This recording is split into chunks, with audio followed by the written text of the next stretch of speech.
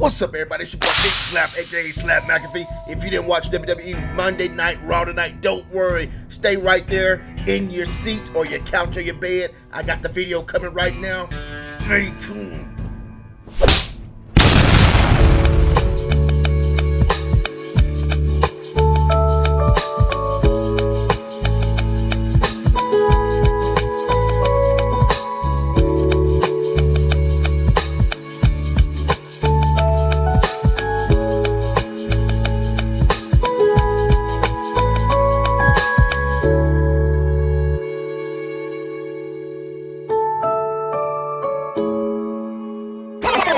What's up, everybody? It's your boy Big Slap, aka Slap McAfee. Thank you guys for watching the channel. Do not forget to hit that like, comment, and subscribe button so you can make sure that you stay up to date on all the content that we're going to be releasing on this channel, especially when it comes to WWE Wrestling.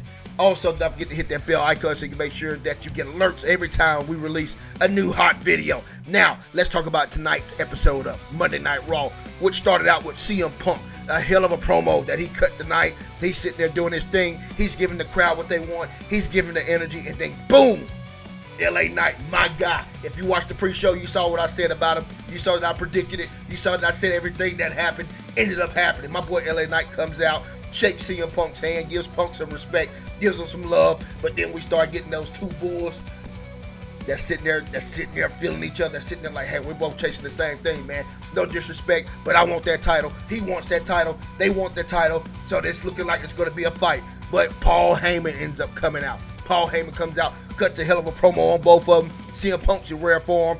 Says he's got two chins. Absolutely hilarious. Ends up getting set up between a tag match between the Braun Brawns, the Shoe Snatcher, and Big Braun Breaker versus LA Knight and CM Punk. That was going to be tonight's main event. And right after that, we had a Judgment Day promo backstage. They always seem to be doing these Judgment Day promos backstage. It never gets, I just never really understand them. They always sit there, do that, cut promos with these guys and girls, whatever the case may be. They're not really doing anything. They're sitting there hanging out in the clubhouse, whatever. But anyways, we got that promo from them. And right after that, we went right into the AJ Styles Dragon Lee versus Dominic and El Grande, a.k.a. Louis Kaiser. That ended up being a good match, man. Dirty Dom ends up winning via headbutt with the freaking metal plate thing that my man El Grande Americano always uses. Sit there, he catches AJ Styles with a freaking massive headbutt, lays him out, ends up getting the win. We call him Dirty Dom for a reason, because Dirty Dom always has to find a way to win by any means. He doesn't never win anything straight up and straight fair. He always has to find a way to cheat. But hey, that's the way it goes. Whenever you have to fight these guys, you got to come up with a strategy or something that's going to try to sit there and take them out. But right after that, we had Sami Zayn and Adam Pearce promo. They're sitting there doing their thing. They're talking about matches. And then Sami Zayn ends up getting the match that he ultimately wanted, which was against Big Rusev. Big Rusev sits there and absolutely was destroying him, but Sami Zayn caught some fire. I knew they weren't going to let Sami Zayn get jobbed out too bad because he's in his home country. But Sami Zayn ends up getting some heat. Then guess who comes out? Solo and the MFT and Big Jeff Cobb.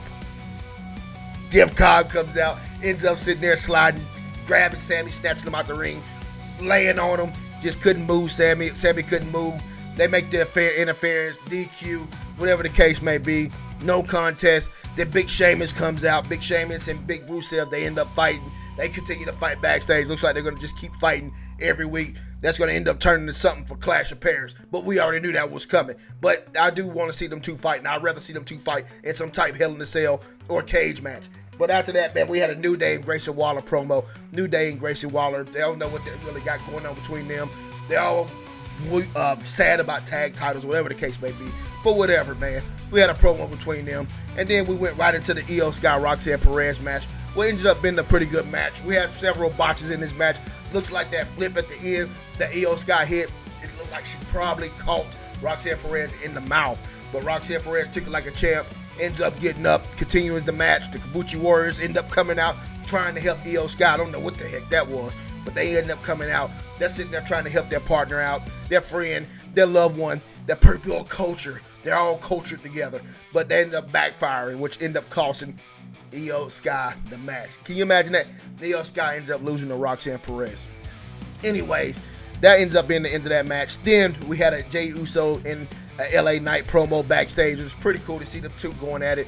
LA Knight is definitely a savage on the mic. Excuse me. Nobody can cut promos like LA Knight. And Jey Uso was sitting there doing his thing, super hype. He always likes to get the crowd hyped and pumped up. So he was doing his thing. Goodness gracious. Ate some peanuts, pause. And then that's all in my throat. But anyways, pause. Anyways, right after that, we had a Becky Lynch versus Maxine, the pre-match. Becky Lynch went out there and absolutely destroyed her. I don't even know why they made this match happen. It looks like it was a squash match.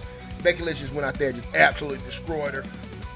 At least we got some different competition for Becky, which ended up being a pretty cool thing. I do like Becky Lynch. I think she's a heck of a wrestler, so it was good to see her going against people different besides the same old Bayley and Lyra Valkyria. But anyways, right after that squash match that Becky Lynch absolutely destroyed Maxine in, we had a Seth Rollins promo. Seth Rollins getting his crew pumped up. Then after that, we had a Bayley crazy promo coming up. They look like they started to try to get an angle going with Bayley, like she's kind of losing her mind. She's so emotional about losing the titles, whatever. But we had some promo work from her coming up or whatnot. That was throughout the evening and whatnot. Then it went blank and she's hearing voices on her head. So it looks like we're finna get a heel turn from Bayley. Or whatever the case may be. Maybe a whole different image, maybe a whole different rebranding, whatever the case may be. It's a good thing because sometimes I get tired of seeing the same old from these females. I want to see some females that's going to be a bit crazy. I want to see some females that's going to be a little off key. I want to see some females that's going to be a little bit wild and spooky. And besides the Rhea Ripley gimmick, let me see something that's different. That's what we're wanting to see. That's what the fans are wanting to see. So let's see it. Let's see what they end up doing with Bayley. But right after that, we went right into the Braun Brawns versus LA Knight and CM Punk match. Ends up being a good match. Seth Rollins, of course, comes in, interferes. They made it seem like he was going to leave during the promo, but of course he runs in, interferes. Jey Uso comes out with a chair to help out. Ends up whacking people with chairs and stuff like that. They end up getting Adam Pearce coming out. He sets the match up for Clash in Paris. CM Punk, LA Knight, Jey Uso, Seth Rollins, and that's going to be a fatal four-way match at Clash of Paris PLE coming up in a couple of weeks. So that's what he came out and did while they were celebrating in the ring, making it seem like everything was all good. What ends up happening, Braun Breaker comes in with a big spear. On my boy LA Knight, spears him, lays him out, completely jobs him out. Brick Bronson ends up laying out Jey Uso. Jey Uso's always getting his tail kicked by Big Bronson Reed. I don't know what it is. Seth Rollins ends up getting CM Punk ends up getting head stumped by Seth Rollins. It was just a bad night for the faces. The faces had a bad night. The heels, it was their night. But anyways, that's how tonight's episode of Monday Night Raw went. It went by pretty fast. It didn't seem like it was much energy. I expected Quebec City, Canada to be on their feet. I expected a lot of energy. It looked like they had a bunch of stars out tonight. They're probably resting them. I understand. We just had SummerSlam, so you can't just crush everybody. So I was surprised to see Solo and MMT on Monday Night Raw. So that clearly is a spot that they're giving some people some nights off, letting the wrestlers recover, because they have another big pay-per-view coming up, and they have an overseas run. They get ready to attack. So whatever the case may be, hope everybody recovers. Make sure you like, comment, subscribe. Make sure you stay up to date on all the content that I'm going to be releasing on this channel. And I'll see you guys on the next video. Peace.